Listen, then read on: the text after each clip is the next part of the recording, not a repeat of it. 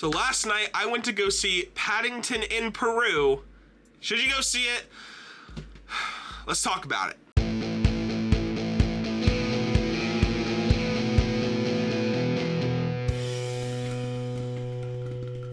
Welcome back, guys. So, like I said, last night I went to go see Paddington in Peru, and I kind of got out of it what I was expecting to see in it.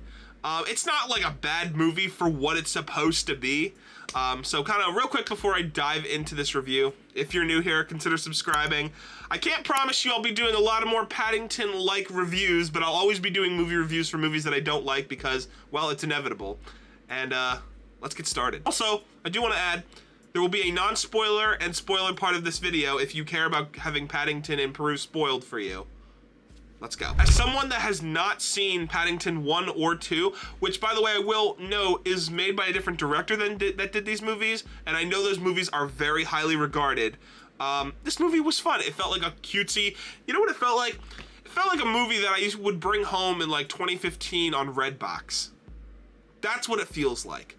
It's cutesy, it's funny, it doesn't go, well, it does go over the top, but I'll get to that in a second. It's just a fun, cutesy movie about finding his Aunt Lucy. And kind of like a whole treasure hunting thing, too. And they go to Peru and they search the jungle, and it's fun. It's a funny, weird slapstick movie about a talking British bear. Now, one of the things that I always say when I'm talking about movies like this is that it doesn't need to be like good, like I'm really into it, which I won't lie to you guys. There were points in this movie where I was actually pretty invested in the story. It just needs to be dumb enough that makes me laugh or makes me interested, like this movie did. Because I always say that the worst thing a movie can be is boring. And that's true. Because if there's nothing to talk about, then that's boring. But if the movie's so out there and weird and just funny, then at least there's a talking piece. I can talk about the movie. I can talk about what it did, right? And that's exactly what this has to offer. The plot also kind of goes from very, you know, like a 5 of like normalcy to like a 10. And it just kind of just blows it out of proportion and it just gets nuts very, very fast. Now let's talk about the spoiler stuff. So the plot of the movie is Paddington, you know, it's kind of like the whole storyline of like, oh, everyone's growing up now. So that's kind of like where this movie starts. And Paddington gets a letter from his Aunt Lucy. And it says, you know, Paddington, I really miss you. I'd like to see you. And it's like a nun colony for bears, or like the nuns take care of the bears. That's the best way I can describe it. They invite Paddington and his family to stay with them to visit his Aunt Lucy. Well, here's the thing. They get there and his Aunt Lucy is not there. And they spend the whole movie, you know, trying to track her down because they say she went to find some treasure or something like that, right?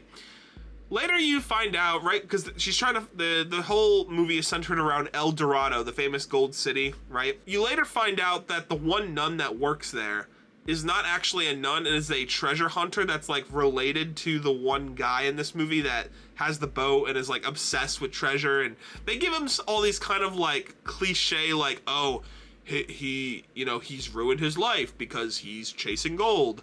And it's funny, it works, but the nun is revealed to be this like bad person, right? And you know, you should kind of suspect this at this point, because there's literally a point in the movie where instead of an organ, it's a wall that flips around into her secret lair where she has like a tracking device. And I'm like, okay, what is going on here?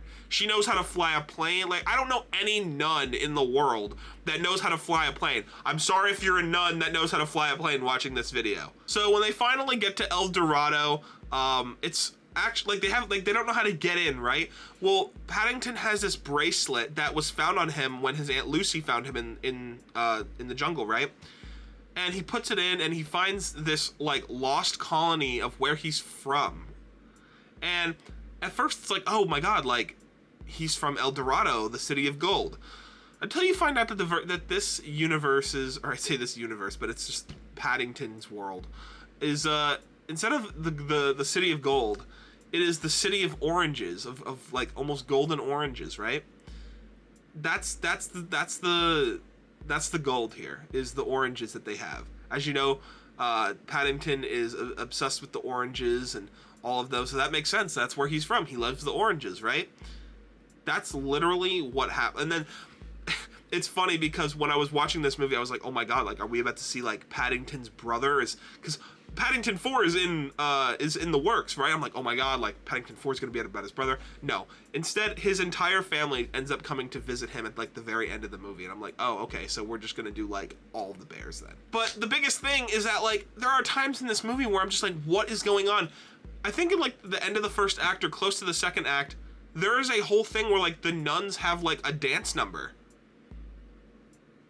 Okay, I don't know if that's normal for a Paddington movie. Only thing I know about the Paddington movies is that in the second one, he goes to like a prison and like makes all the prison inmates have pink outfits instead of like black ones. That's kind of cool. I thought that was neat.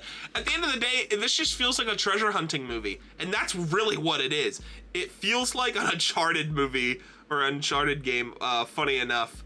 To where it's like them going to the treasure, him not wanting to, you know, risk his family, and all the secrets come out right at the very end, and it's funny. It's not bad. It's just, it is what it is. So if that's what you're looking for, if you're looking for a fun, family-friendly movie this weekend, check out Paddington in Peru. And if you've liked the other two, you'll probably like this one too, but don't count on it too much because it is a different director. I think I gave it 3 out of 5 stars, so it's not too bad. But yeah, that is my review for Paddington in Peru. Let me know what you guys thought about the movie, and if you're a big fan of the Paddington movies in general.